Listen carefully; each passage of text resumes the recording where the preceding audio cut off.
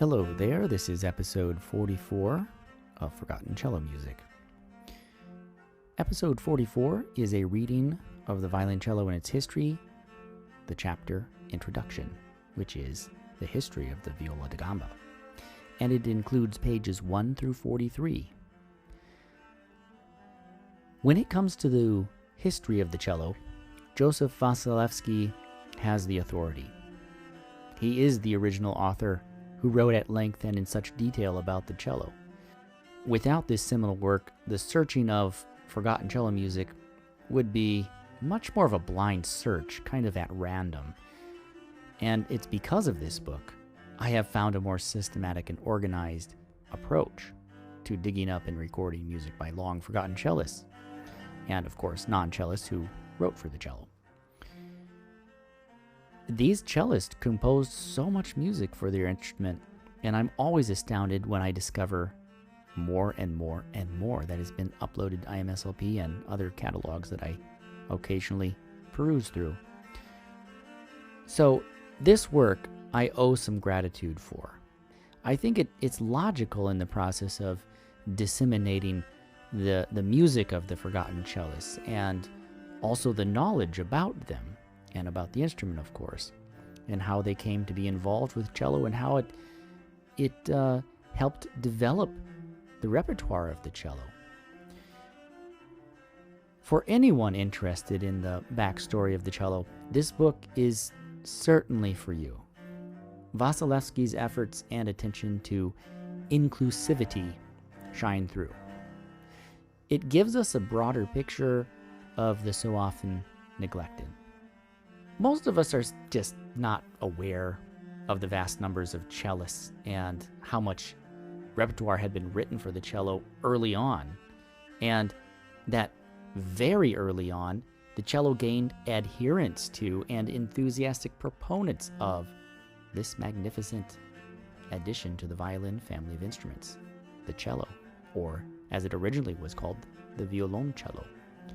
Without delaying the reading any longer, I begin with the title and then directly to the first chapter entitled Introduction, the History of the Viola da gamba. This is a complete reading of the Violoncello and Its History by Wilhelm Joseph von Wasielewski, rendered into English by Isabella S. E. Stigand. London and New York, Novello, Ewer and Company, 1894. Introduction. Viola da gamba. The history of the violoncello and violoncello playing is connected in its earliest stages up to a certain point with that of the viola da gamba and its forerunner, the basso di viola, of the 16th century. This last-named instrument formed the bass in the string quartets of that time, to which also belonged, according to the Italian designation, the discant viola, or violetta, as well as the viola d'alta and di tenore. In Germany, these instruments were called discant, alto, tenor, and bass viols. The terms viola and violin were at that time consequently synonymous. From the foregoing remarks, it will be perceived that it is a question not of one kind, but of a whole family of stringed instruments. Descriptions and illustrations of them are found in the following music authors of the 16th century. Sebastian Verdung, Musica getucht, 1511.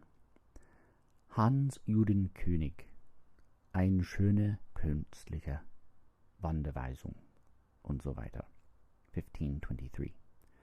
Martin Agricola, Musica Instrumentalis Deutsch, 1528. Hans Gerler, Musica Deutsch, 1532.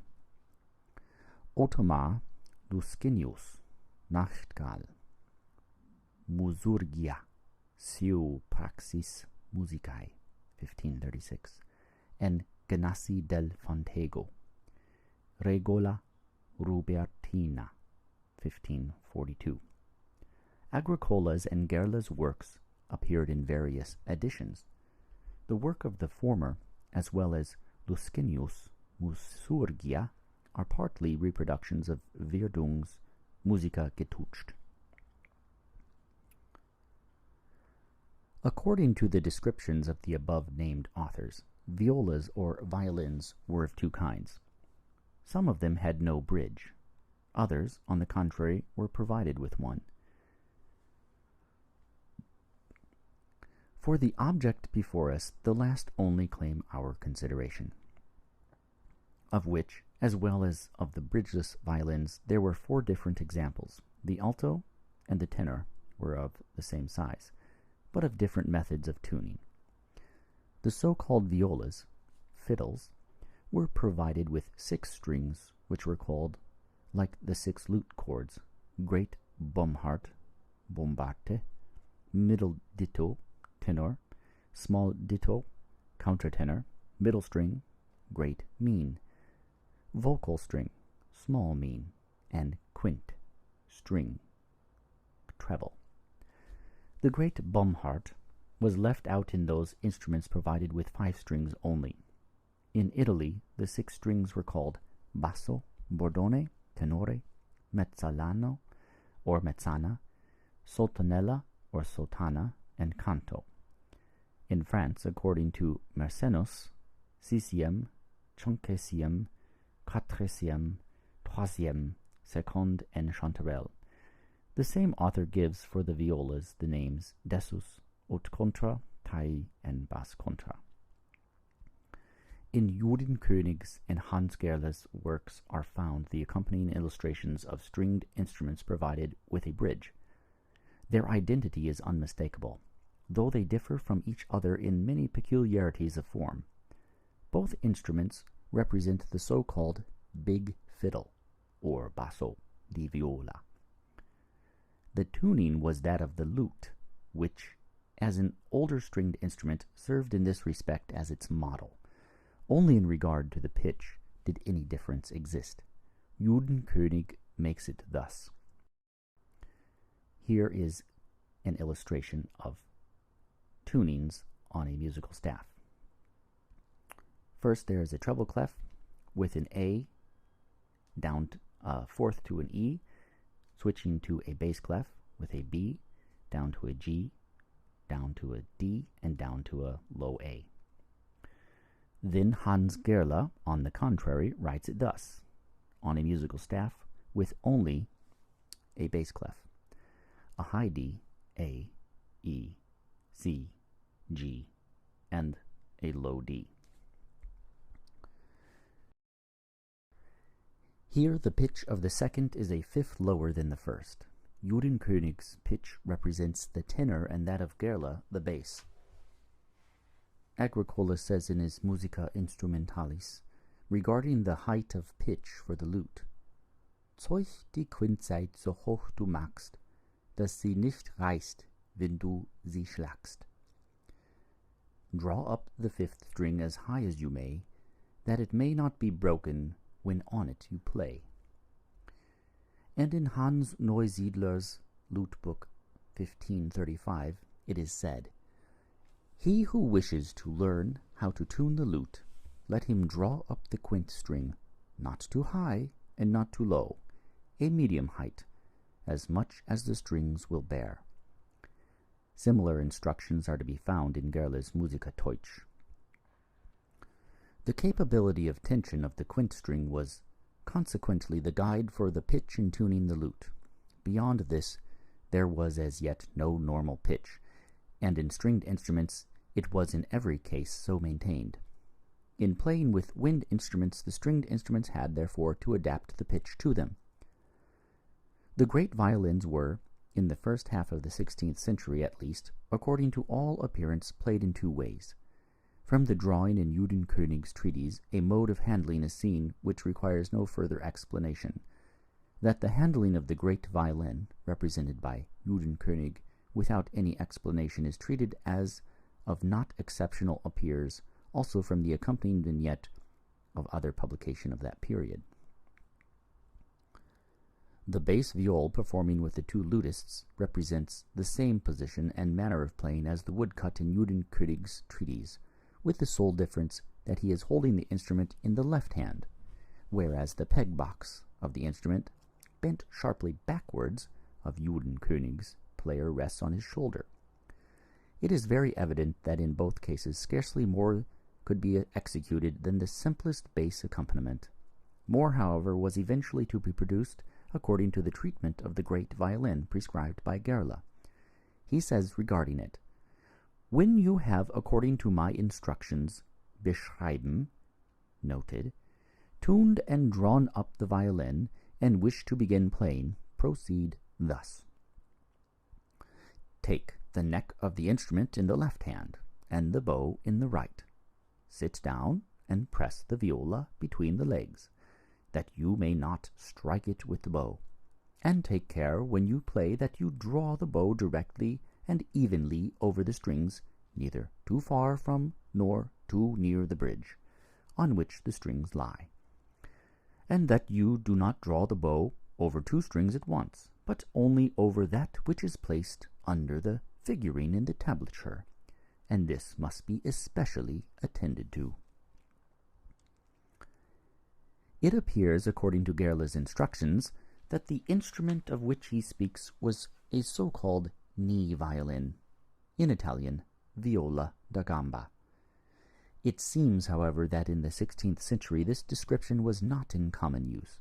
Hans Gerle, a native of Nuremberg, born about 1500, had already received important consideration during the first 20 years of the 16th century, not only as a skillful player, but also as a maker of lutes and viols. Yet the making of these instruments, and especially of viols, had already been carried out at a much earlier period than others. The oldest fiddle or viola maker of whom we have any mention is a certain Carlino, who, according to Fétis' account, lived and worked in Brescia. It is most probable that he was a German, or at least of German extraction, for the name Karl, in every kind of variation, both as a common and individual or family name, had been constantly in use among the German races. In the German dictionary of the Brothers Grimm are indicated the various forms of the name Karl, K-E-R-L.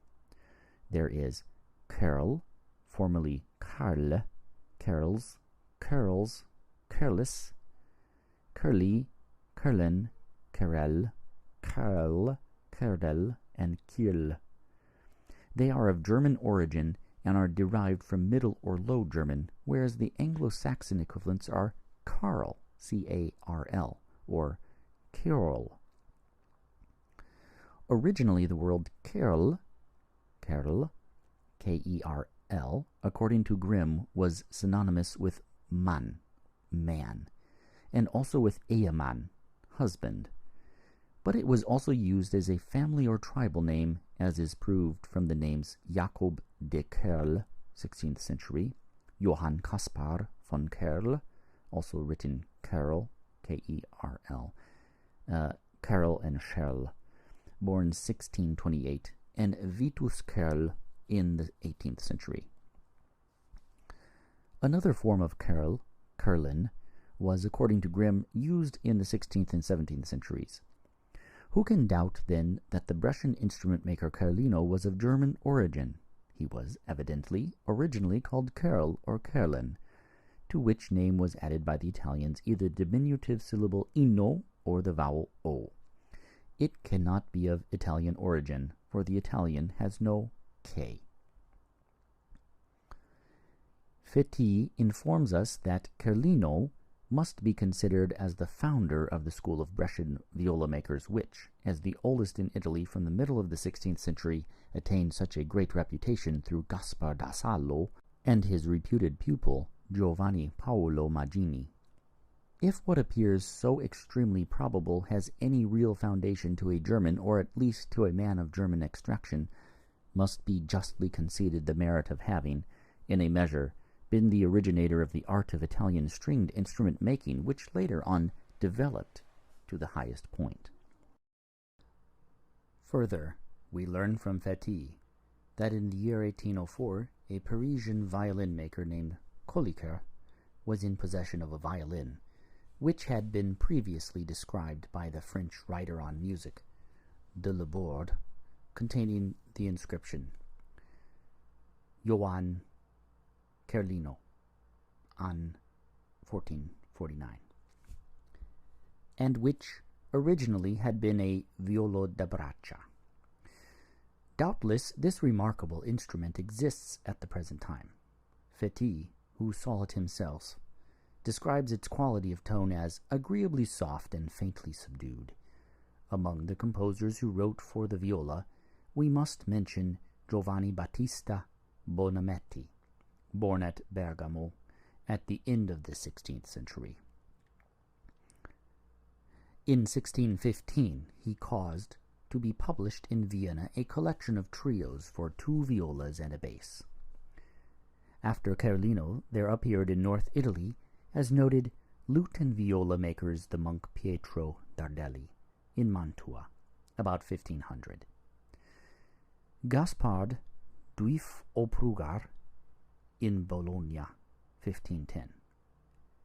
Venturi Linelli in Venice, 1520.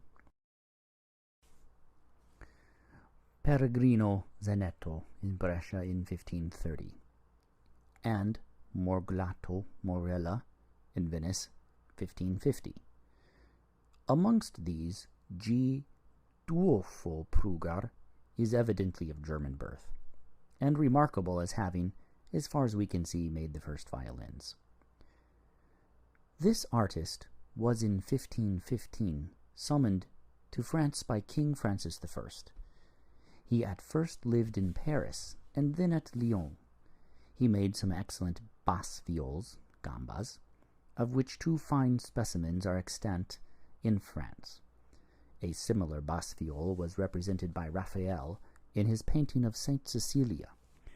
This splendid picture in the Pinakothek at Bologna existed in 1515.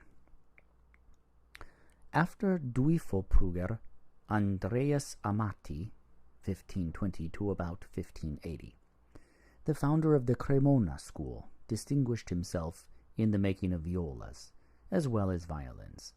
His instruments obtained such a great reputation that Charles IX of France, an enthusiastic amateur of music, had 24 violins, 6 tenors, and 8 basses made by him.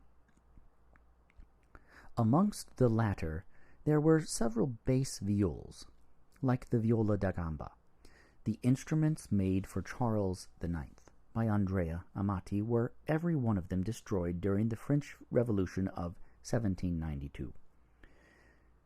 Contemporaneously with Andreas Amati, the manufacture of stringed instruments was vigorously carried on by Gaspar da Salo in Brescia. In Germany, from the second half of the 16th century, Lauxmin Posen, in 1550 at Schongau, subsequently instrument maker for the Hofkapelle at Munich.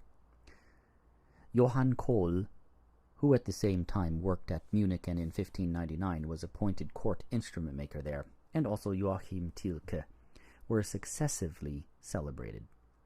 The latter lived, as Gerber informs us, at Hamburg from about 1660 to 1730, and even made lutes of real ivory and ebony, the necks of which were inlaid with gold and silver and mother of pearl, but one especially with 9 pegs of the most beautiful tortoise shell.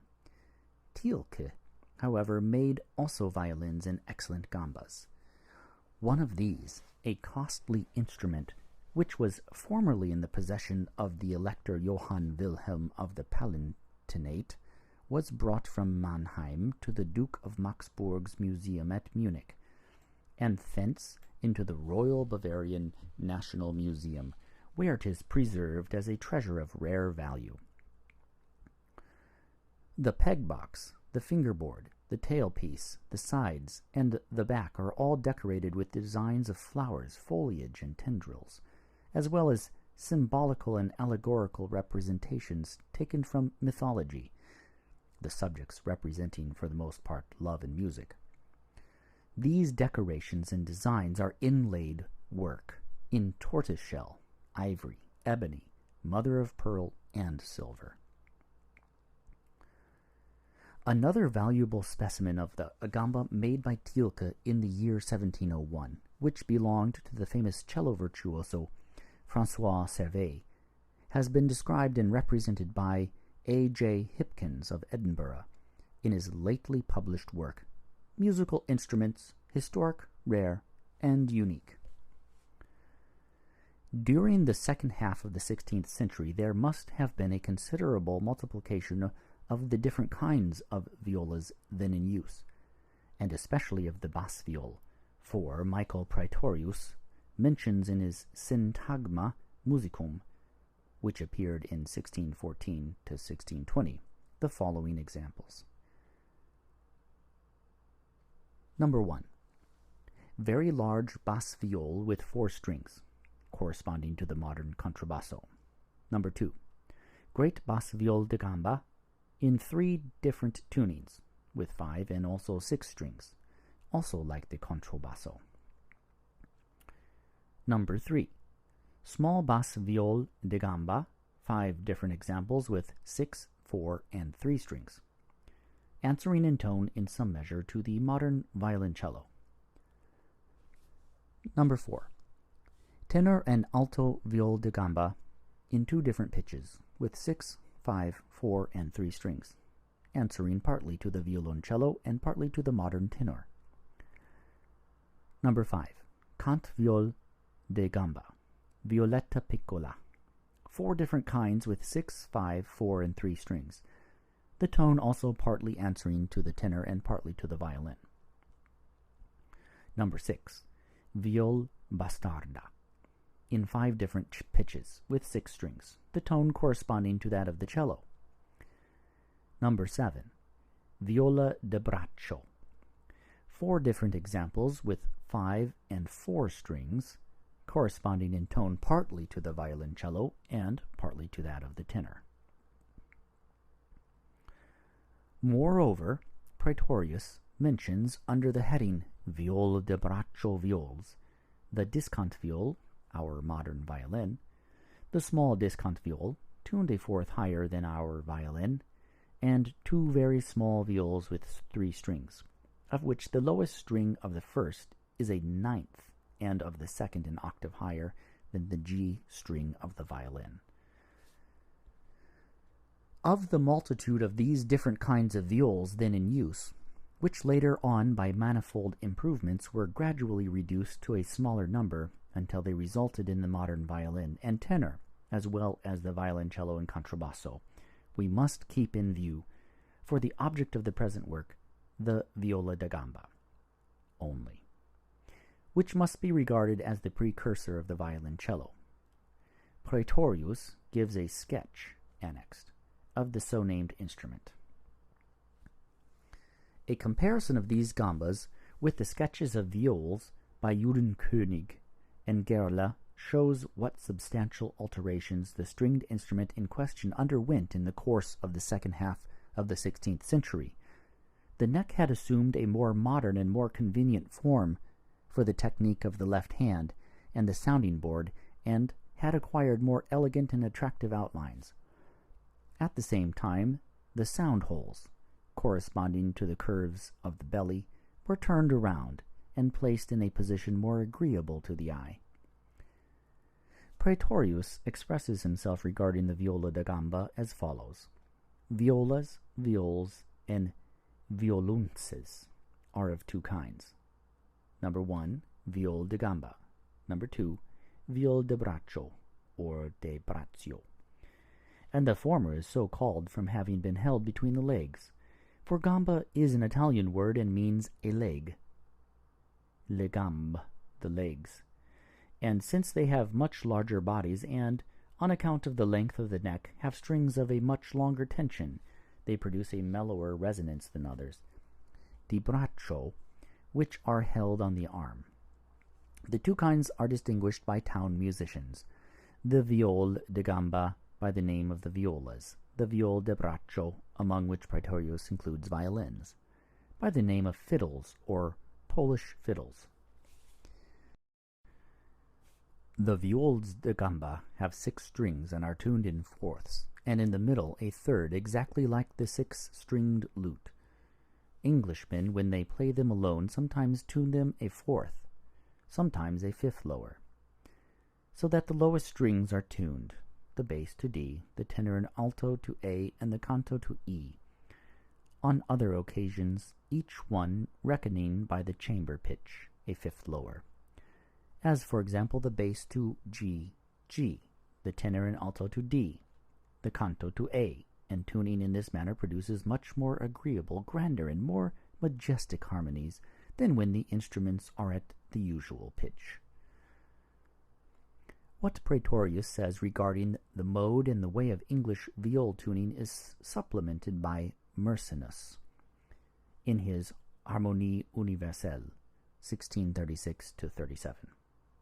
This author says, "It should be noted that the Englishmen ordinarily tune their pieces a lower tone than the French, in order to hear the softer and more charming harmony, and consequently that their 6th chord makes the C sol instead of the notre makes their D re ground." The pitch then in England was a varying one, though the series of intervals borrowed from the lute, to which the gamba, like the bass viol, was tuned, were those which commonly prevailed. In other respects, Mercenus gives no more explicit directions for the handling of the viola da gamba than Praetorius. He does not use this name for the instrument in question, but calls it basse de viol, the French designation viola da gamba, corresponding to the Italian name, appears consequently to have been in vogue later and to have been generally little used. Like Gerl's great fiddle, basso di viola, the viola da gamba had also as a rule 7 frets on the fingerboard like the lute, for fixing the tones and semitones. The gamba was played in various ways, and used for a variety of musical purposes, as a solo instrument, as well as in orchestral performances, and as an accompaniment to singing. The way in which it was valued during the first half of the 17th century as an obbligato accompaniment to singing may be seen from the preface to Heinrich Schütz's Historia of the Joyful and Victorious Resurrection of Our Only Savior, and so on, published in 1623. It is there said, after Schütz has named the instruments which are to be accompanying the parts of the evangelists, "But when it can be done, it is better that the organ and everything else should be left out, and instead of these, only 4 viol de gamba, which must also be present, should be used to accompany the parts of the evangelists. It will, however, be necessary that the 4 viols should be thoroughly practiced with the part of the evangelist in the following manner. The evangelist takes his part to himself, and recites it straight through without any fixed time, just as it seems correct to him, but not holding longer on one syllable than is customary to ordinary slow and distinct speaking. The violas must not mark any particular time, but only pay attention to the words recited by the evangelist, and to their parts written below the falso bordone, and so doing they cannot go wrong. A viola may also passagieren amongst the others, as is usual with the falso bordone, and this gives a good effect. It appears from the explanation that the gambas were used to support the harmonies of recitatives. The passagieren suggested by Schütz of one of the accompanying violas was nothing else than the usual improvised ornamental coloratura or diminuendos used at that time and up to the 18th century. For solo playing, gambas were used not only for the execution of monotone, that is to say, compositions of one part only, but also for several parts, and especially for double stops in chords. The oldest French gambist of whom we have any account is a certain Granier. Gerber says concerning him that he had been in the service of Queen Margaret of France and died about 1600 in Paris, and that he was the greatest artist of his time on the gamba. Concerning the artistic use of violas, amongst which, as already said, gambas were included, Mercenus writes as follows: Although the viols are capable of all kinds of music, and the examples that I have given for the concert of violins may be useful to them, nevertheless, they require pieces sadder and more serious, and whose measure is longer and later. Hence it is that they are cleaner to accompany the voices, but you can play all kinds of pieces, not just in 5 parts, as you usually do on violins, but in 6, 7, 12, and as many parts as you want.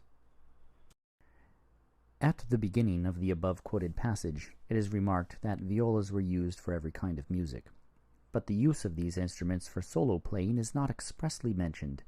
In another passage of his work, Marcinus says, however, with regard to gamba playing and the French performers of his time, no one in France is equal to Maugour and Hotman. Men are very skilled in this art. They excel in diminutions and by their incomparable bow features of delicacy and suavity. There is nothing about harmony that they cannot express perfectly, especially when another person accompanies them on the clavichord. But the first performs alone, and at the same time 2, 3 or more parts on the viol basse, with so many ornaments and a swiftness of the fingers which he seems to care so little about, that nothing of the kind had been heard before by those who played the viol or even by any other instrument. It is here clearly expressed that solo playing on the gamba, and notably in several parts, was much cultivated and highly appreciated. The Mogars, here mentioned by Mercenus, expresses himself regarding his own performances as a gamba player in his Réponse fait à un curieux sur le sentiment de la musique d'Italie écrite à Rome le 1er octobre 1639, which was published either at the end of 1639 or the beginning of 1640. After having spoken of his intercourse with the artistic family of Baroni during his residence in Rome, he relates, In this worthy house, at the solicitation of these gifted people, I was induced for the first time to exhibit in Rome the talent with which God had endowed me. It happened in the presence of 10 or 12 of the most experienced people of Italy, who, after they had listened to me attentively, bestowed on me some eulogiums, not, however, quite ungrudgingly.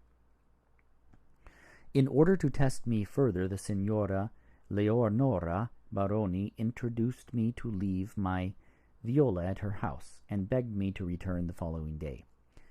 This I did, and as it was reported to me by a friend that it is said I played studied things very well, on the second occasion I gave them so many kinds of preludes and fantasias that they really granted me more appreciation than the first time. The respect, however, of these worthy people did not succeed in winning over the experts, who were somewhat over-refined and reticent to concede applause to a foreigner. It was told me they acknowledged that I played very well alone, and that they had never heard such harmonized viola playing, but they doubted if I was capable of extemporizing a theme and playing variations on it. You know, sir, that in this I am not a little successful. The same words had been told me on the eve of St. Louis's Day in the French church, while I was listening to the fine music then being performed there. This determined me, on the next day excited thereto by the name of St. Louis, all well as for the honor of the nation and the 3 cardinals, who were present and taking part in the Mass, to ascend into the gallery. When I had been greeted with applause, I was given 15 to 20 notes, in order to make myself heard after the 3rd Kyrie, with the accompaniment of a small organ. This subject I treated with such infinite variety that great satisfaction was shown, and the cardinals caused me to be invited to play again after the Agnus Dei. I considered myself very fortunate that I had been able to afford this little pleasure to so distinguished a company. I was given another somewhat more cheerful theme than the first, which I treated with so many variations and such a diversity of movements that they were extremely astonished, and immediately came to me in order to requite me with eulogiums. On account of the friendship which you cherish for me, my dear sir, I am convinced you will not accuse me of vanity in this digression. I have only made it in order that you may know that if a Frenchman desires to gain a reputation in Rome, he must be well armed, and so much the more because it is thought here that we are not capable of improvising on a given theme. In fact, whoever plays an instrument deserves no extraordinary consideration unless he shows himself equal to such a demand, especially for the viola, to play on which, by reason of its few strings and the consequent difficulty of playing in parts, is always a thankless task. It is necessary to possess some individual talent in order to be inspired by a subject and expand into beautiful inventions as well as agreeable variations. The capacity to do this requires two real and innate qualifications, namely, a lively and strong imagination and skillful execution in order promptly to carry out one's ideas. The unlimited tribute of praise which Mercenus pays to the performances of Mogar renders credible the remarkable account given by himself. Mogar's gamba playing excited in Rome the greatest consideration, because at that time neither there nor anywhere else in Italy was there any prominent artist for that instrument. As regards viola playing, Mogar declares there is no one in Italy who is distinguished for it, and in Rome it is very little cultivated. This has greatly astonished me, as formerly they had a certain Horace of Parma, who performed wonderfully on this instrument, and left behind him some excellent compositions, which some of our musicians cleverly made use of for other instruments besides those for which they were composed. The father of the great Italian, Farabasco, was the first to make them known to the English, who from that time have excelled all other nations. From the last words it is to be inferred that gamba playing in England was much in vogue at the time of the Mogar. The Farabasco, with the Christian name of Alfonso, mentioned by him, who first made the English acquainted with this art, can by no other than the composer of that time referred to by Fati as born in Italy about 1515. He settled in London about 1540, and about the year 1587 appears to have been in the service as gentilumo of the Duke of Savoy. Amongst English gambists of distinction must be named Thomas Robinson, Tobias Hume, William Braid, and John Jenkins. Probably they were all pupils of the elder Farabosco. Concerning Thomas Robinson, who was born in the second half of the 16th century and lived and worked in the beginning of the 17th in London, nothing further is known than that he published a curious work under the title, The School of Music, the perfect method of true fingering the lute, pandora, orfarion, and viola da gamba, London, 1603. His contemporary, Tobias Hume, was an officer in the English army, and spent much of his time in Sweden. He was reputed one of the cleverest gambists of that period. He caused to be published in 1605 a work with the following title: The first part of airs, French, Polish, and others together, some in tablature and some in prick song, with poines, galliards, and allemans for the viola da gamba, and other musical conceits for two bass viols, expressing 5 parts, with pleasant reports one from the other, and also for 2 liro viols, and also for the liro viol with 2 treble viols, or 2 with 1 treble, Lastly, for the liro viol to play alone, and some songs to be sung to the viol with the lute, or better with the viol alone. Also an invention for two to play upon one viol, composed by Tobias Hume, gentleman, printed by John Windit Loud, dwelling on the sign of the cross keys at Powell's Wharf, 1605. It is evident that the composition of arrangements for two instruments, which might also have been played one on only, was no invention of the Salzburg violinist Johannes Hein Bieber. In 1607 he published another work under the title Captain Hume's Poetical Music, principally made for two bass viols, yet so contrived that it may be played 8 several ways upon sundry instruments with much facility. London. This work, of which the British Museum possesses a copy, was dedicated to Anne of Denmark, who was received into the Charterhouse as a poor brother in 1629, and known as Captain Hume. His mind seems to have given way, and he died there on April 16, 1645.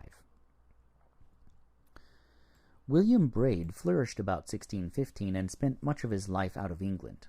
He was appointed violist to the Duke of Holstein-Gottorp and of the city of Hamburg at the beginning of the 17th century. In 1619 he seems to have been Kapellmeister to the Margrave of Brandenburg and went subsequently to Berlin. He was esteemed a good performer on the gamba, and published in 1609, 1614, and 1621 a number of paduans or pavans, galliards, canzonets, volts, courants in 5 and 6 parts. Berlin, 1621. A great confusion exists regarding the bibliography of his works. Authorities differ as to their titles. They are of unusual interest, as containing many English airs, some of which are mentioned by Shakespeare. He is said to have died at Frankfurt in 1647. John Jenkins, born at Maidstone in 1592, was one of the most celebrated composers of music for viols. In early life, he made choice of music as a profession and was appointed musician in ordinary to Charles I. He lived in the family of Sir Hamon Lestrange and instructed his sons in music. In 1660 he gave lessons to the sons of Lord North at a salary of £1 a quarter. Roger North, in his autobiography, calls him that eminent master of his time, Mr. Jenkins, not conceited nor morose, but much a gentleman. He was appointed musician to Charles II, and spent the last years of his life with Sir Philip Wodehouse at Kimberley, in Norfolk, where he died on October 27, 1678.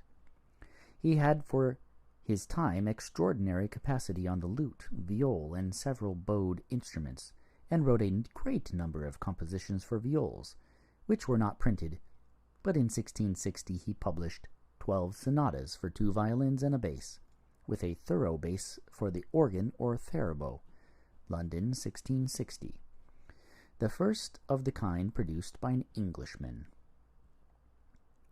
Indeed, he is credited with having been the earliest English composer of instrumental music. Most of his compositions he called rants or fancies. He also wrote music for Theophila, or Love's Sacrifice, a divine poem by Edward Benlowes, Esquire. Several parts thereof set to fit airs by Mr. Jenkins, London, 1652. Many of his manuscripts exist at Christ Church, Oxford. Hawkins reports that it is said of him, he was a little man, but had a great soul. Thomas Simpson is another Englishman who stands out conspicuously as a violist and gamba player. In 1615, he was appointed violist in the service of the Prince of Holstein-Schaumburg. He published Opusculum Neue Pavanen, Galliards, Couranten und Volts, Frankfurt, 1610, besides Pavanen, Volts, and Galliards, Frankfurt, 1611, and a Tafelkonzert, containing all kinds of cheerful songs for 4 instruments and a thorough bass. Hamburg, 1621. John Cooper, born about 1570, was a most distinguished performer on and good composer for the viola da gamba. In his youth he traveled in Italy and returned with the Italianized name of Cooperario. He was master of the children of James I, who was himself not only very musical, but had an excellent judgment on music. He is said to have played 8 different instruments, amongst them especially well the harp. 2 of Cooper's pupils were the celebrated musicians William and Henry Laws. The elder, William, besides his other numerous compositions, wrote his Great Consort, consisting of 6 suites for 2 treble viols, 2 therbos, and 2 bass viols. Charles I was also Cooper's pupil and played the gamba well. Since he was able to perform the organ fantasies of his master on that instrument, Cooper published a great number of compositions, and among them were many for gamba. He died during the Protectorate. By far the most eminent English gamba player was Christopher Simpson, who was born at the beginning of the 17th century and died in London between 1667 and 1670. He was a follower of Charles I and served as a soldier in the army commanded by the Duke of Newcastle against the Parliament.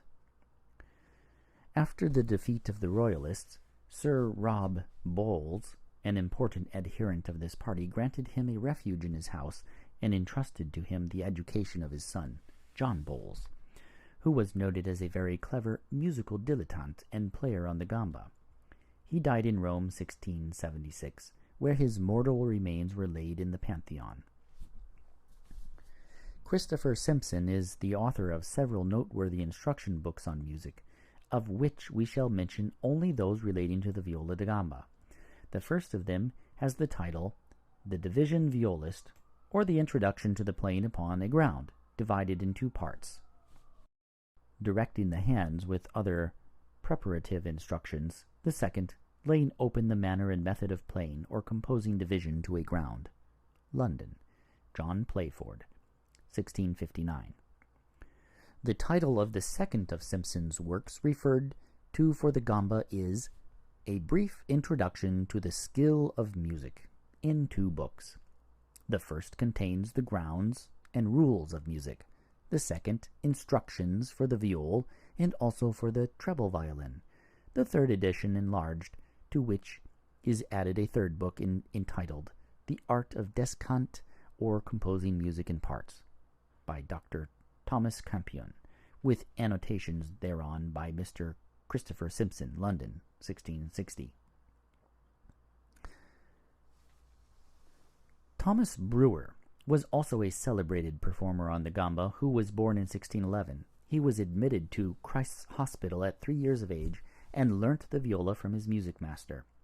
He composed various fantasias for his favorite instrument, besides airs, catches, rounds, as well as pavans, courants, etc., for which kind of a composition he seems to have been noted.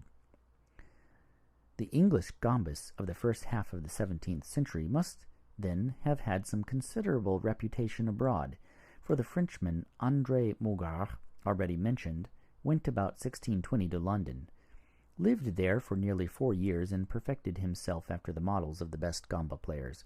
He does not seem to have had pupils, but his compatriot and rival Hotman, not only taught, but distinguished himself especially by some charming compositions.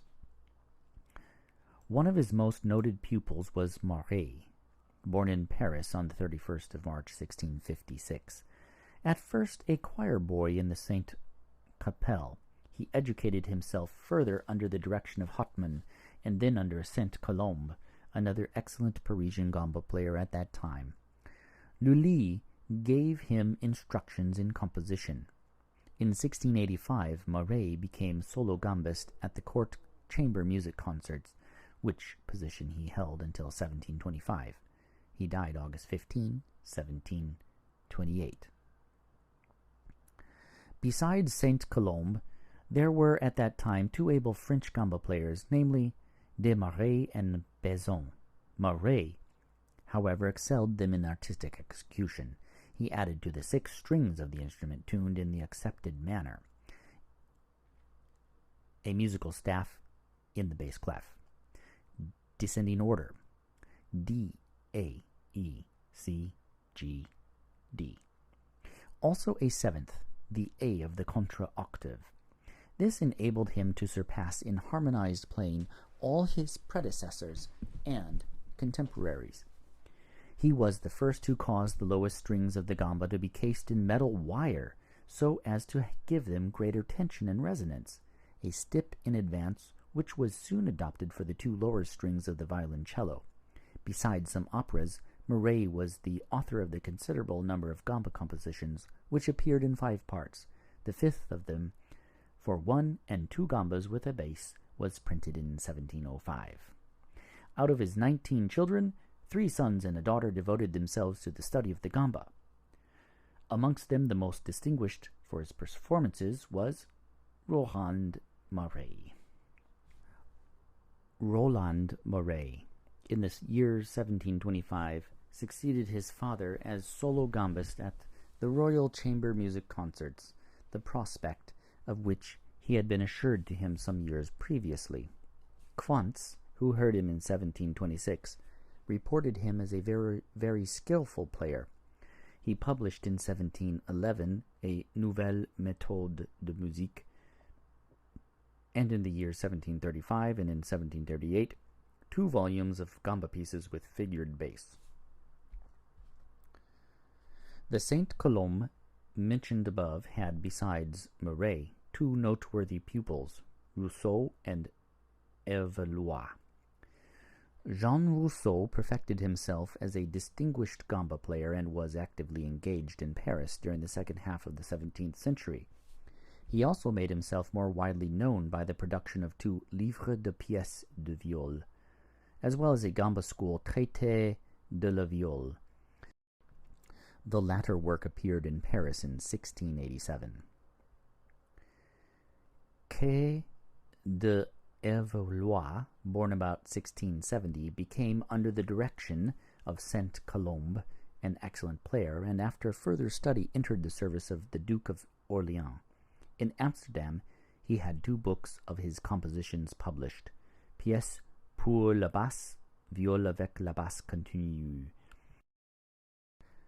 Another French gambist of distinction of the 17th century was Antoine Forqueray. He was born in 1671 in Paris and was one of the performers at the chamber music concerts of Louis XIV. Forqueray received instruction from his father.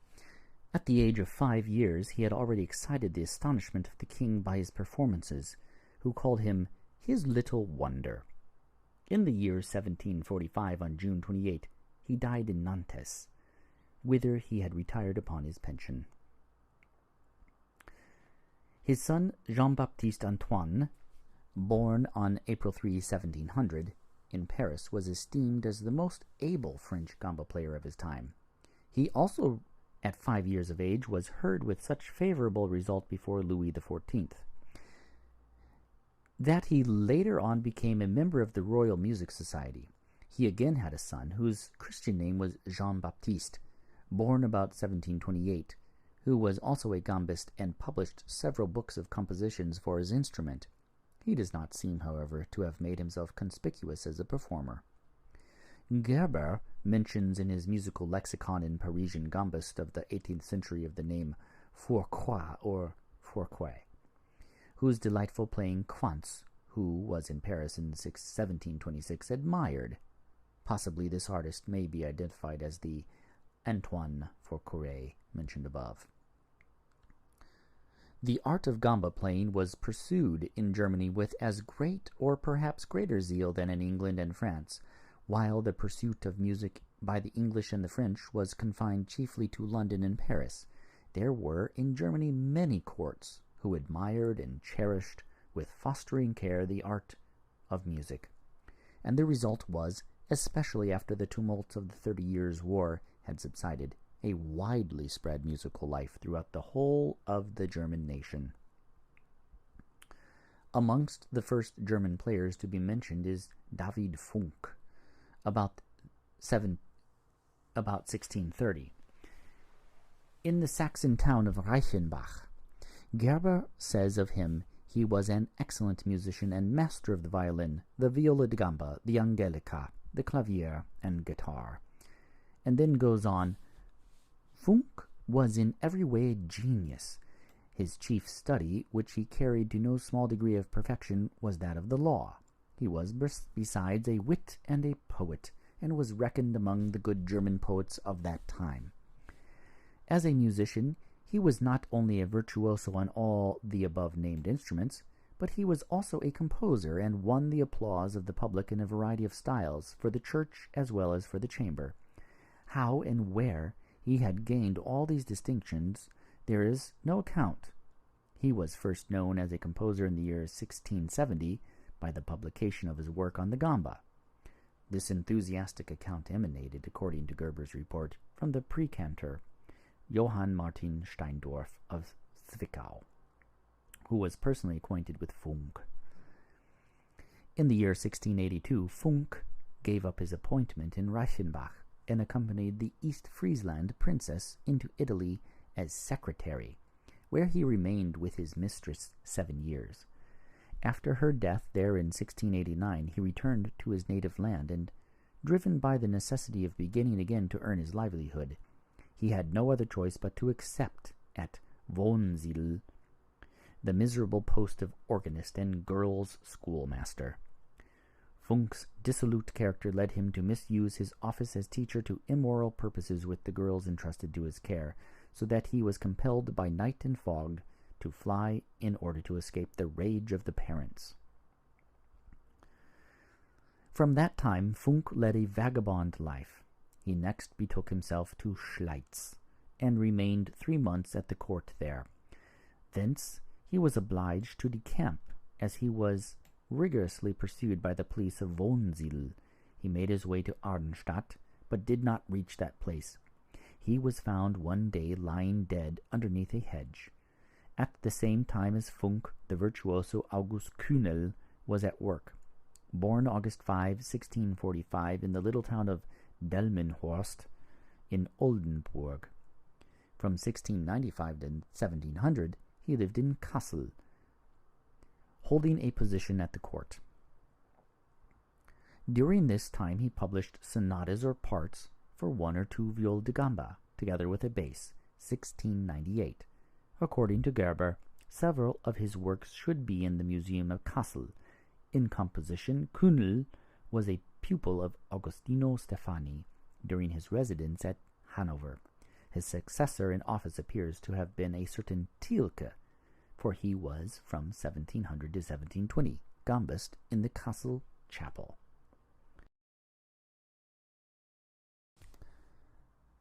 Another gambist of the name of Kühnel, Johann Michael, lived in the second half of the 17th century and was engaged at the Berlin court. From here he went in 1717 to Weimar, and later on to Dresden, in the service of Field Marshal Fleming. He seems to have ended his life in Hamburg. Of his compositions there appeared at Rogers in Amsterdam, Sonata 1 et 2 viol da gamba. One of the most important gamba players in Germany at the end of the 17th and beginning of the 18th century was Johann Schenk. As he appears to have had his second work, Kunstöffnungen, printed at Amsterdam in 1688, consisting of 15 sonatas for the gamba and bass, it may be concluded that he was born out about the middle of the 17th century. Towards the end of it, he was chamber musician in the Elector Palatine service, which post he, however, must have given up at the beginning of the 18th century, for he is said to have settled in Amsterdam about that time. Whether he remained there to end of his life is doubtful, for on the title page of his 6th work, Scherzi musicali per la viola da gamba con basso continuo ad libitum, He calls himself Chamber Commissary and Chamberlain of the Elector Palatine. On the other hand, Matthesson informs us that he, Schenk, was named Inspector of the Fish Market because he had played the gamba so well. On the whole, he published 8 works, chiefly pieces and sonatas for the gamba, as well as for the violin with a bass. A copy of one, of which the title is mentioned above, is preserved in the Royal Library in Sondershausen. This comprehensive collection, consisting of 101 musical pieces, is dedicated to the Elector Palatine Prince William, consequently to the same art-devoted prince to whom Corelli, in the year 1712, dedicated his Concerti Grossi. The title page of the Scherzi Musicali bears no date, but it may be assumed that they appeared between 1692 and 1693, for Schenk published his Opus 3 in the first and his Opus 7 in the latter year, and the collection in question, as already observed, bears 6 as the number of the work. The compositions which it contains are grouped after the manner of chamber sonatas, or suite. It is true that the author has made use of neither of these terms, but the keys chosen by him leave no manner of doubt as to the description of instrumental compositions to which these Scherzi Musicali belong. We know that it was usual for all the subjects of a suite at that period to be in the same key. Looking from this point of view at Schenk's work for the gamba, it is apparent that it contains 12 suites or chamber sonatas, of which some indeed are unusually long. For example, the second suite in F major and the fourth in A minor consist of 14 pieces. Dances such as allemands, courants, sarabans, jigs, gavottes, and minuets make up by far the greater portion of the volume. There are also a couple of bourrées, but then the composer gives also chaconnes and passacailles with variations, which in some cases are of great length, as well as rondos and arias. The fourth sonata contains moreover a canzone and an alla breve, the ninth a fugue, the 11th the same, and an overture. The greater number of these suites begin with a prelude, though on the contrary the second begins with a fantasia, the fourth with a sonata con basso obbligato, and the 8th with an overture, the 9th with a capriccio, and the 12th with a caprice. The mode of writing alternates from one to several parts, and the chords, by frequently doubling the intervals, are extended to 5 notes struck simultaneously. For the notation, Schenk required 4 different keys, that is to say, bass, alto, discant, and treble, by which means the compass extends from, in bass clef, low D, to treble clef, high B flat. We conclude from this that Schenk, like the French gambist Marais, used a gamba with 7 strings, and, indeed, the highest of them must have been tuned up to the one-lined G. Schenk must have gone considerably above the 7th fret of the fingerboard in order to reach this twice-lined B-flat. With regard to the artistically musical quality of Schenk's compositions for the gamba, they are mediocre. They bear no comparison with the violin compositions of Corelli of the same period. He succeeded best in the dances, compared with which the more elaborate productions appear poor and are in some measure incorrect. Especially is this true of the 2 so-called fugues, which do not rise above feeble attempts at fugues.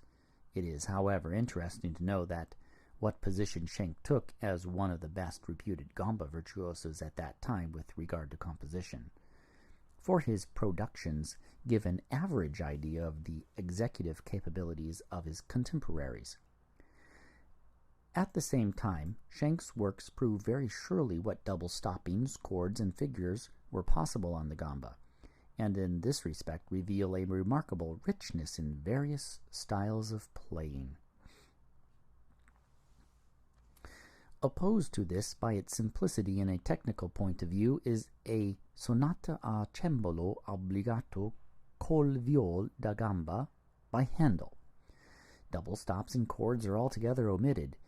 It is true that he has quite another object in view, for Handel treated the gamba not like Schenk, as a solo instrument, but as a subsidiary only to carry out a musical idea, thus placing it on a level with the clavier. He chiefly uses also the middle positions of the gamba in a key throughout. Otherwise, this sonata, though solid in form, is of small importance and gives the impression of a composition quickly thrown off for some special occasion.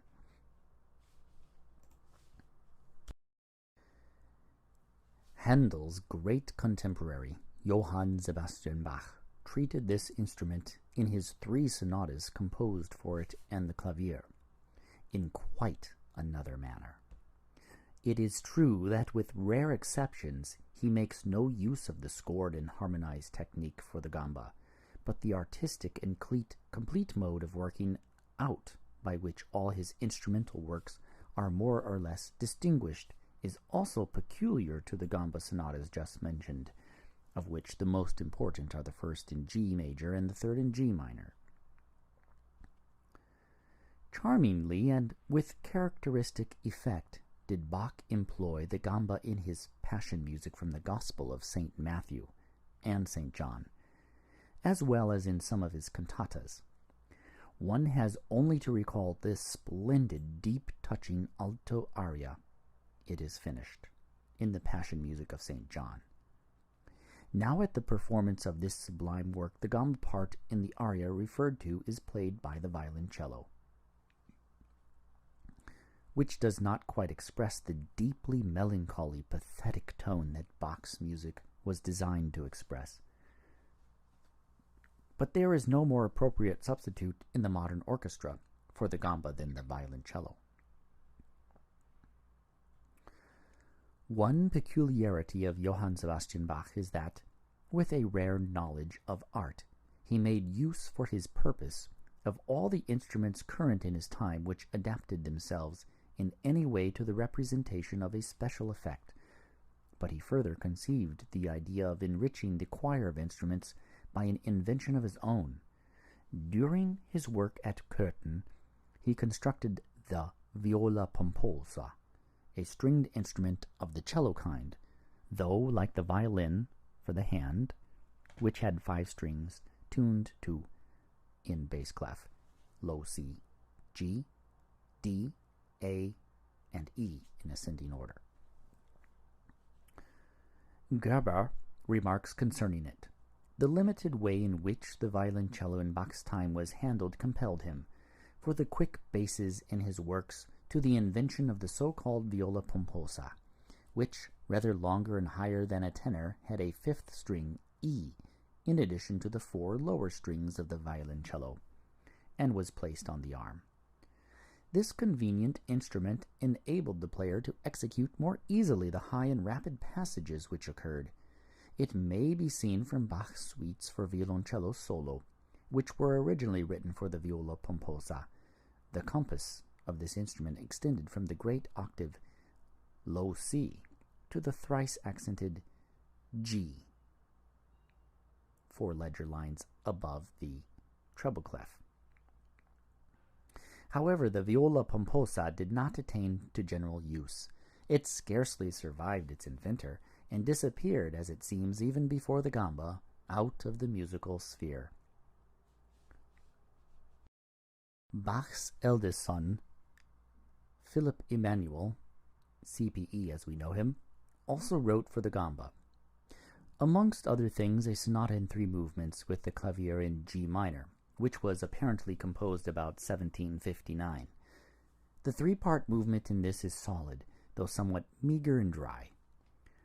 Amongst the gamba compositions of the previous century, which have lasted up to our time, there is also to be noted an unpublished concerto by Joseph Tartini, the famous founder of the old Paduan violin school, with accompaniment for 4 stringed instruments and 2 horns. Possibly Tartini wrote it during his 3 years' residence in Prague, 1723 to 1726, for a German gambist, as about that time the gamba was still cultivated in Germany with great enthusiasm, though it had been in Italy thrust into the background of music by the violoncello. The concerto bears all the marks of the author's manner of expression, but it is in the main quite as antiquated as all his violin concertos. The introduction and finale are in G. The grave between the two movements is in D minor. The single part theme of the solo, with the exception of a few double stoppings and chords, is throughout written in tenor and bass clef. It is worthy of remark that all the pieces are provided before the full close with cadences, written at full length for the solo instrument, after Tartini's usual manner in all his violin concertos. As a contemporary of Schenk, the war minister of Hesse-Darmstadt, Ernst Christian Hesse, who was born on the 14th April 1676 in the Thuringian town of Großengottern, distinguished himself. Gerber says of him that he was the first and most famous gambist of his time in Germany, having spent his school years at Langensalza in Eisenach. He entered the Darmstadt Chancery service as supernumerary and followed the court of his new master in 1694 to Gießen. At the academy there he continued to work and also his legal studies. In 1698 he had permission from the court to go to Paris in order to perfect himself there on the Viola da gamba, which he had already begun to study in his early life. He remained there 3 years and had instruction at the same time from the two famous masters, Marais and Forqueray. As privately, they were at enmity with each other. He was compelled to give his name to one as Hesse and the other as Sachs. Both were delighted with his skill and progress, and severely boasted of the excellent people whom he had taught. At last they challenged each other to put to the test in a concert arranged for that object, the proficiency of their pupil. But what was their astonishment on Herr Hesse's appearance to find he was the pupil of both. He did his two masters, each in his own manner, special credit, but immediately after the occurrence left Paris. After his return to the Darmstadt court in the year 1702, Hesse was named Secretary of the War Department and Foreign Office. In the following year he married.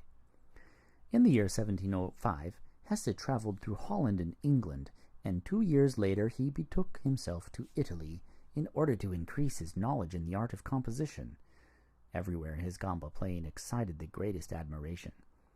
On his return journey from Italy he visited Vienna, and was heard at court, together with Hebenstreit, famous in his time as the inventor of a dulcimer-like instrument called pantaleon. The emperor was so charmed with his playing that he presented him with a gold chain and his portrait. In the year 1713, he lost his wife. About the same period, the vacant post of Kapellmeister at the Darmstadt court was given to him ad interim. He then married his second wife, the famous singer Johanna Elitz de Brecht. And in 1715 he was promoted to the post of war commissary, and 11 years later to the dignity of Minister of War. In 1719, says Gerber, Hesse made another musical tour with his wife to Dresden, to the famous festivals held in honor of the Lector's marriage, and where several operas by Lotti and Heinechen were represented. They both gained extraordinary honor and abundant appreciation. From this time he devoted himself quietly to the court until his 86th year, and died May 16, 1762, after he had participated in every kind of good fortune. Besides the airs which he arranged for the church during the time that he had filled the Kapellmeister's vacancy, he left behind him many sonatas and suites for the Viola da gamba, which fully bring out all the possibilities of this instrument. Hesse had 20 children, only 8 of whom, however, survived him. His eldest son, Louis Christian, became, under his father's tuition, a clever gambist, and entered as such into the service of the Prince of Prussia in 1768. Besides his son, Hesse formed the excellent gamba player Johann Christian Hextel, born 1699 in the Swabian town of Oettingen. His father, who was Kapellmeister to the Prince of Oettingen, and then worked in the same capacity at the ducal court of Merseburg, wished that the boy should study and entered him in 1716 at the University of Halle, where he occupied himself by preference with music. And when he returned home, he gained his father's permission to devote himself exclusively to the art. The Duke of Merseburg announced his willingness to grant him the means of pursuing his studies either in Paris under Marais and Forqueray or at Darmstadt under Hesse's direction. The young Hextel himself decided for Hesse, who took him as a pupil under exceptional conditions. After 2 years' study, he left Darmstadt, performed at concerts at the courts of Eisenach, Merseburg, Weissenfels, Zerbst, and Köthen, and accepted a post in the Eisenach Kapelle. During the years 1723 to 27, he was traveling in Germany and Holland, played in 1732 before Frederick the Great in Ruppen, while he was still crown prince, and then undertook the post of concert director at Eisenach. When, after the death of its prince, 1742, the Eisenach band was dissolved through the recommendation of Franz Benda, he was appointed concert director at the court of Strelitz. He filled this place until 1753 and died a year after. Of his numberless compositions, only 6 sonatas for violin, solo e continuo, 1727, were published at Amsterdam. As noteworthy German gambists belonging to the first half of the 18th century must be mentioned Emmerling, Hart, and Bellermann. The former of these, born at Eisleben, was in the year 1730 chamber musician and viola da gambist to the Margrave Louis of Brandenburg, and also, as Gerber says, instrumental composer. Johann Daniel Hart, born May 8, 1696 in Frankfurt on the Main, remained at the outset of his musical career for 5 years in the service of King Stanislaus during his residence at Zweibrücken, and then was chamber musician to the Bishop of Würzburg and the Duke of Franken, Johann Phil Franz von Schödenborn. After 4 years he gave up this service and took a post as chamber musician at the Württemberg court. Later on he became Concertmeister and finally Kapellmeister to the Duke Karl Eugen. He still filled this office at Stuttgart in 1757. Further accounts of him are wanting. Constantine Bellermann, Imperial Crowned Poet, Poet Laureate. As Gerber calls him, studied as amateur gamba player. He was born in 1696 at Erfurt. There studied law and also pursued music theoretically and practically, playing the lute, gamba, violin, and flute. He was called the Münden as cantor, and then, in 1741, as rector of the school there. Of his many unpublished compositions, there are amongst them church pieces, cantatas, and opera, suites for the lute, concertos for the oboe d'amore, and the flute, clavier concertos with violin and overtures. Here only 6 sonatas for flute, gamba, and clavier will be noticed. The year of his death is unknown. Amongst the German gambists of the first half of the 18th century, a lady held a prominent position, Dorothea von Ried, one of the 5 daughters of the Austrian musician Fortunatus Ried. Johann Frauenlob says of them, according to Gerber in his essay on Learned Women, that although 2 of them were still very young, one was scarcely 8 years old, their father had brought them on so well in music that with their 2 brothers they had given at Vienna, Prague, Leipzig, Wittenberg, and other places such evident proofs of their talent as to have excited universal admiration, for people thought they heard heavenly rather than earthly music.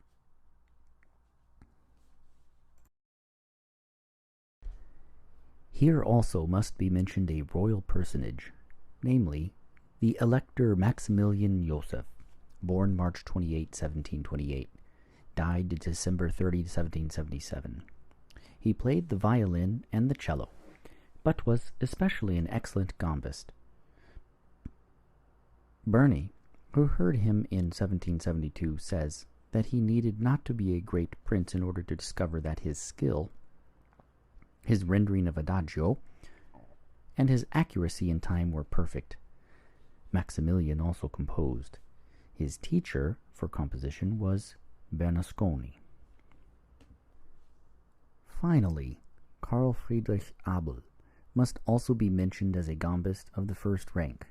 He was born at Köthen, 1725, where his father held the appointment of gamba player in the Hofkapelle. The young Abel, says Gerber, seems to have had instruction as Thomas's scholar at Leipzig from the great Sebastian Bach. Then came in 1748 to the Hofkapelle at Dresden, where, during the more flourishing period of Hasse's life, and for nearly 10 years, he found time enough to form his taste. His small salary and his split with the director Hasse caused him to leave that court, according to Burney, in 1758, with 3 thalers in his purse. In order to increase this capital, he went on foot to Leipzig, laden with the manuscript of 6 symphonies, where, through the generosity of the publisher of these symphonies, he became 6 ducats richer. He now went from one German court to another, and by repeated good receptions and applause, he regained not a little confidence. Finally, he returned to London in 1759, where he found a great patron in the lately deceased Duke of York, who supported him until the formation of the Queen's Band, to which he was appointed in the capacity of chamber musician, receiving an annual payment of £300. This salary was considerably increased by the music dealers, giving him a stipulated sum of £150 for 6 symphonies.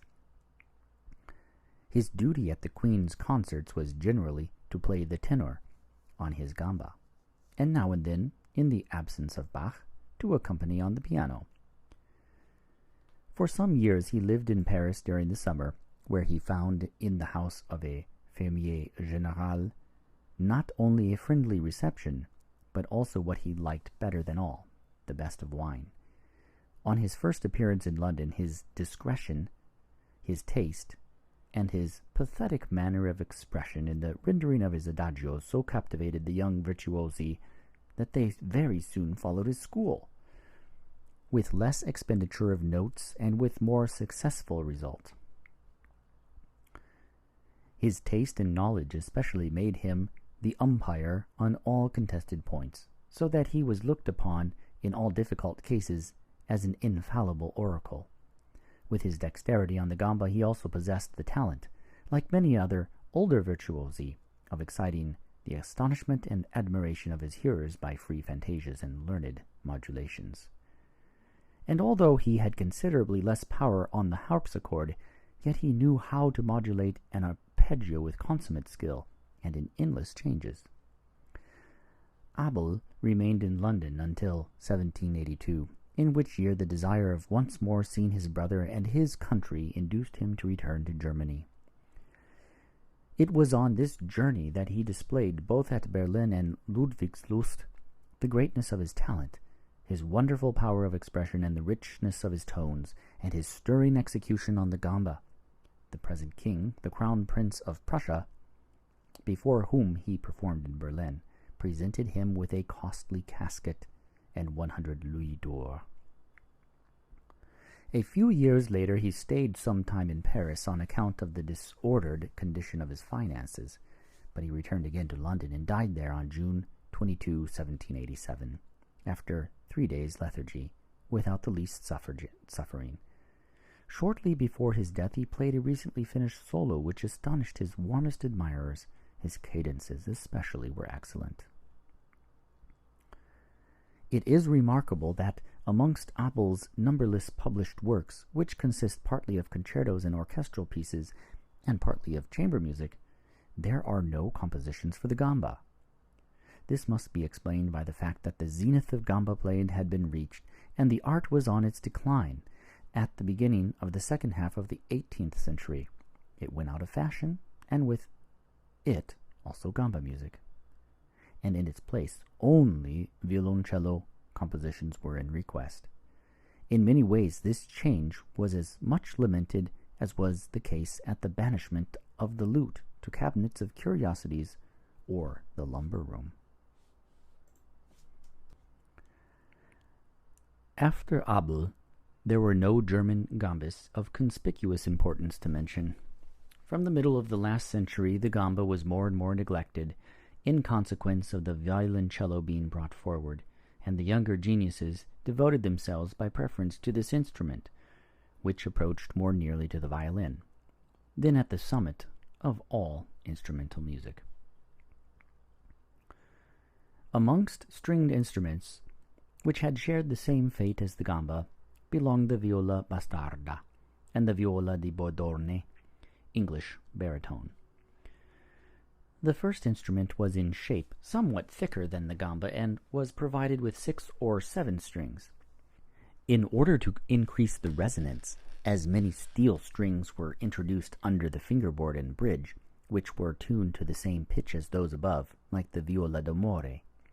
Another variety of the gamba was the baritone, which was cultivated in the last century. In Leopold Mozart's Violin Tutor is found the following description of it. This instrument has from 6 to 7 strings like the gamba. The neck is very broad and the back part hollow and open, down which 9 or 10 brass or steel strings are run beneath, which are touched and pinched by the thumb, so that at the same time as the principal part is played with the bow on the upper catgut strings, the thumb, by striking the strings stretched under the neck of the instrument, can play the bass, and therefore the music must be arranged specially for it. Moreover, it is a most agreeable instrument. From this description it is evident that the baritone was a bass instrument resembling the viola d'amore. The baritone, in its time, was much liked in Austria. Several Austrian composers, as Sibler, Weigel, and Pichel, at their head Joseph Haydn, composed for this instrument. The latter, Franz Joseph Haydn, was incited to it by his benefactor, the Prince Esterhazy, who looked with particular favor on the baritone. Haydn wrote no less than 175 pieces for it. The tuning of the strings on the fingerboard of the baritone was on the same principle as that of the gamba.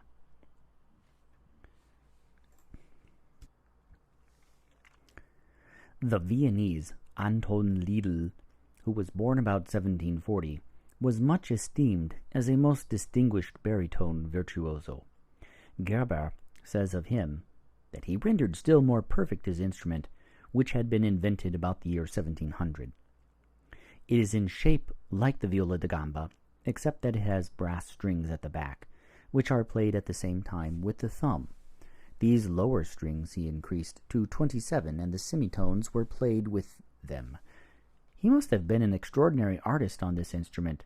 The author of the Almanac of 1782 says, "His performance united the most charming sweetness to German vigor, the most surprising syncopations with the most harmonious melody." According to Burney, Liedl was no longer living in 1789.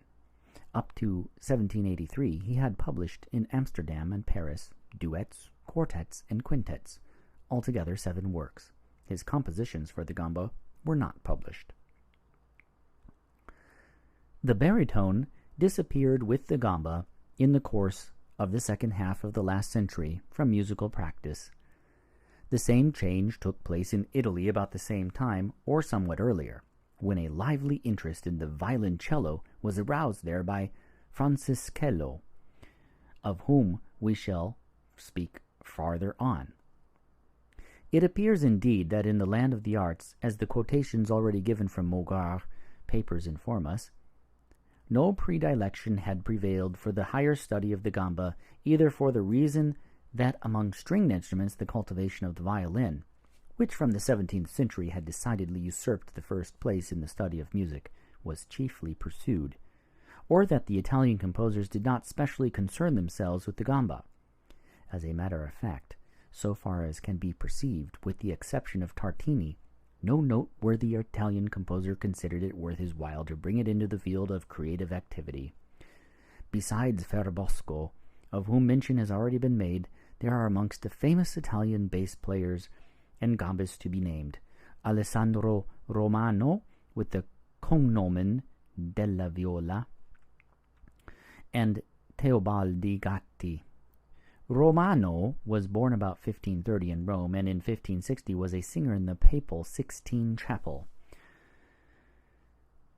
He later became a monk of the monastery of Mount Olivet, under the name of Giulio Cesare. But he did not find his sojourn there agreeable, for he was at strife and contention with one or other of the monks of his order through incompatibility of temper. His compositions, published between the years 1572 and 1579, consist of canzone alla napolitana, for 5 voices and a book of motets in 5 parts.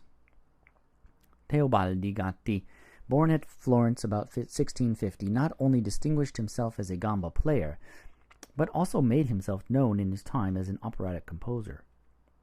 In the latter respect, he was influenced by Lully, whose first opera overtures so impressed him that he resolved to go to Paris in order to do homage to his illustrious countryman. Lully, who was flattered, showed his gratitude for this attention by making Gatti a member of the Parisian Opera Orchestra, which post he filled for nearly 50 years, uninterruptedly. He died in 1727 in Paris. There were published in 1696 12 airs Italiens by him, 2 of which are duets. As skillful Italian gambists are conspicuous also Marco Fraticelli and Carlo Ambrosio Lunati of Milan, with the cognomen Il Gobbo della Regina. The latter came to England during the reign of James II. Nothing further is known concerning either of these instrumentalists. It is worthy of remark in this place that the famous Italian singer Leonora Baroni, born about 1610, was, according to Mogar's testimony, a clever theorbo and gamba player. As such, she was in the habit of accompanying herself in singing. It has already been pointed out that the Viola da gamba, which for nearly 300 years for the basso di viola or Gerla's great violin, was in fact a gamba, although as yet of a somewhat primitive form, had played an important part both as orchestral and solo instrument, was replaced by the violoncello in the course of the 18th century. Subsequently, when the violin as a leading instrument in the melody usurped the place of the cornet, zinken, and the discant viola, French, par-dessus de viol, it became necessary to provide an equivalent for the bass part of string quartets, as the tone of the gamba in ensemble playing proved too weak and thin in proportion to the violin. Matteson says it in his Neu eröffneten Orchestra, which appeared in 1713. The plaintive Viola da gamba, in French basse de viol, properly so called, is a beautiful, delicate instrument, and he who wishes to signalize himself on it must not keep his hands long in his pockets. Its chief use in concerts is only for the strengthening of the basses, and some indeed pretend to execute a thorough bass on it, of which up to now I have never seen a good attempt. In opposition to this last somewhat sarcastic remark of Matteson is what Gerber states 100 years later, Volume 1, page 6 of his New Musician's Lexicon, concerning the gamba. He there says, "It is remarkable in the history of music that his, Abel's, instrument was buried with him in the year 1787 in total oblivion, the indispensable gamba, without which for 100 years neither church nor chamber music could be arranged. which in all public and private concerts had the exclusive right to be heard before all other instruments from the beginning to the end, and which therefore, like caskets, must not only be exquisitely finished in every size, large and small, but was also ordered, bought, and paid for, adorned with the most costly artistic carvings, ivory, tortoiseshell, gold, and silver, then available. In the course of time, there will be no vestige left in the whole of Europe of this instrument, once so universal and admired. Henceforth it will have to be sought for amongst the old woodcuts in Praetorius, or specimens of it, stringless and worm-eaten, in a royal music chamber. Another sad proof how greatly Apollo is overruled by the goddess Fashion. The taste of our forefathers for these soft, modest, humming viola tones is also remarkable. They were a quiet, contented, peace-loving people. In the present time, the instruments for our musicians cannot be chosen sufficiently high and shrill. It is plain that although Gerber himself played the cello, this instrument was also known to him, and he had not only remarked the disproportion between the tone of the violins and those of the gambas in the orchestra with regard to strength, but also the circumstance that, by the creative faculty of Haydn and Mozart in the region of higher musical instrument, the gamba had become wholly superfluous. The superior qualities of the violoncello to the gamba as a solo instrument had escaped him, although the conspicuous success of cello players in the second half of the last century could not have remained unknown to him. It seems, therefore, as if Gerber had a special predilection for the gamba, a taste which only a few of his contemporaries shared with him. Gerber's confident assertion that the French priest Tardieu of Tarascon had invented the violoncello in the year 1708 is simply to be relegated to the region of fable, for the instrument had already existed long before in Italy. Fétis remarks, page 47, in his article Antoine Stradivari, Paris, 1857, the violoncello had already been mentioned by Praetorius in his Syntagma Musicum, 1614-1620, which is a mistake, for the work referred to contains neither the name nor the illustration of the instrument, but the violoncello must already have been in use about this time in Italy, for according to Robert Eitner, it is mentioned in a publication of the year 1641, and then in a work of fresques, which appeared in 1660 as violoncino. In Aresti's sonatas in 2 and 3 parts of the year 1665, it is called violoncello. It was of great importance for the Italian instrument makers to produce a bass instrument of the violin type, which had already been in use from the middle of the 16th century, and this certainly happened towards the end of that period. This is proved by the Brescian Gaspard da Salo, 1550 to 1612. Whether Andreas Amati, the founder of the famous Cremona school, born 1520, died 1580, constructed similar instruments appears doubtful. Apparently the gamba as well as the violin served as guides for the proportions in the construction of the violoncello. From the violin were borrowed the outlines of the sound box, the arched back, which the more ancient gambas whose backs were flat did not have. Also the F-holes and the fingerboard without frets. From the gamba were taken the large proportions of the violoncello. It was at first constructed like the gamba, in smaller and larger dimensions, until Stradivarius established a standard size. Whether the most famous German violin maker, Jakob Steiner, born 1621, died 1683, made violoncellos is much doubted by experts. It is, however, certain that he made gambas, which were often converted into violoncellos. According to Eitner's previously mentioned assertion, it appears that the last named instrument was at first called violoncino, and a little while after that, violoncello. The Italian affixes ino and ello have a diminutive meaning, and therefore both names have an identical signification. As violino is the diminutive of viola, violoncino and violoncello are the diminutives of violone.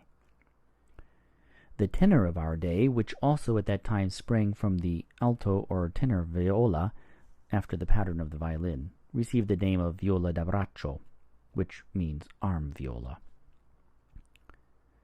Besides the viola da braccio, there was also a viola da spallo, which was not placed beneath the chin, but rested on the left shoulder.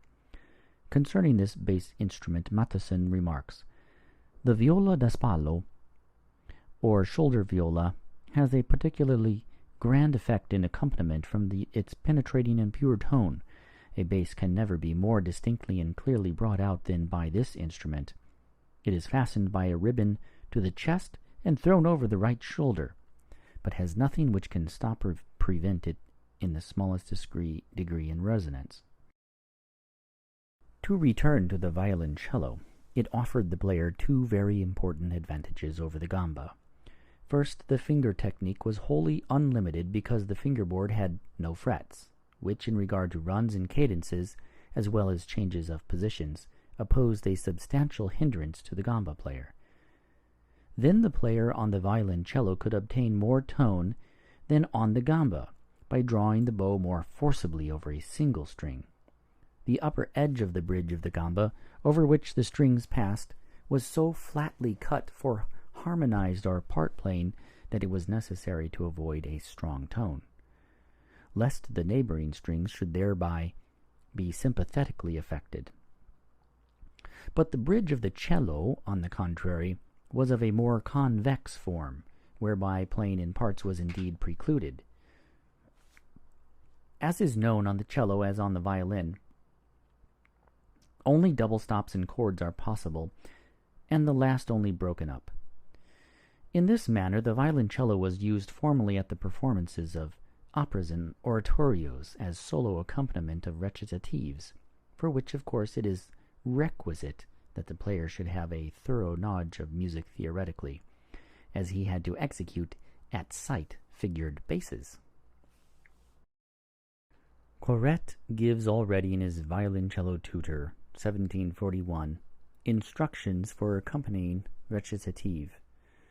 These directions are, however, by no means exhaustive. Such are first found in the Cello Tutor compiled for the Paris Conservatoire by de Bayeux, Levasseur, Catel, and Baudieu, which appeared in print in 1804. Therein it said, "In order to accompany well a recitative, a complete knowledge of harmony and of the violoncello is necessary. One must be intimate with figured basses and know how to execute them readily. He who can do this has reached the summit of art, for it presupposes a great deal of necessary information, and still more the power of judging how to turn it to account. If the bass player is not certain of the resolutions of discords, if he is unable positively to indicate to the singer when he is to make a complete or a broken cadence, if in his concords he does not know how to avoid forbidden fifths and octaves, he is in danger of confusing the singer, and in any case he will produce a most disagreeable effect. As in good compositions, a recitative always follows a well-defined progression and adapts itself to the character of the part, to the situation portrayed, and to the voice of the singer in the accompaniment. 1. The strength of the tone must be regulated according to the effect to be produced, for the accompaniment must sustain and embellish the singing, and not spoil and drown out. 2. The chord must not be repeated, except when the harmony changes. 3. The accompaniment must be quite simple, without flourishes or runs. Good accompanying always has in view the best rendering of the subject, and when the player allows himself to fill up certain gaps with a short interlude, this must only consist of the notes of the chord. 4. The chord must be played without arpeggio, ordinarily in the following manner.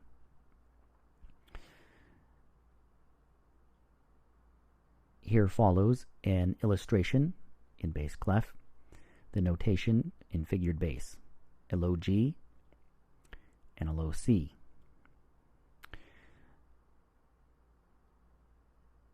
So we have a G7 chord that is broken with G and then a double stop of F and B played separately, and then a low C, and thereafter a G, and then a double stop of E and C. Baudieu, in his Violoncello Tutor, which appeared later than the above, makes the following remark concerning the accompaniment of recitative. It sometimes happens that the actors linger on the scene without reciting, speaking, be it that they have forgotten the text of what they have to recite, or that for some other reason they are silent. At times their appearance on the boards is delayed. In such cases, the accompanist, i.e., the cellist, can perform short preludes and embellishments at his pleasure. But he must be modest about it, and employ his ornaments at the right moment, and always with taste. To the art of violoncello making the same applies as to the violin. The productions of the Italian makers surpass those of all other nations, amongst them those manufactured by Nicholas Amati, Stradivari, and Gius. Guarneri del Gesù are most to be preferred, and justly so. Stradivari and Amati made their cellos of two different sizes. The larger one was formerly called il basso, while the smaller one distinguished as the violoncello proper. The latter is the more preferable as being more manageable. In these days it is used as a valuable model. As to the violoncello bow, which had the following form in the first half of the 18th century, its progress went hand in hand with that of the violin bow. The improvements which were successively made on the latter were effected on the former. The greatest perfection reached by the bow was the work of the Frenchman François Tourt. To this day he has never been excelled in this department. See Appendix A.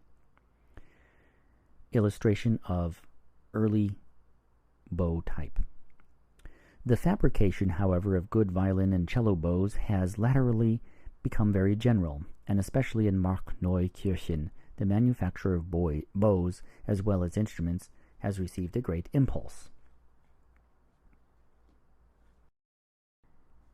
End of Introduction to the History of the Violoncello by Wasielewski.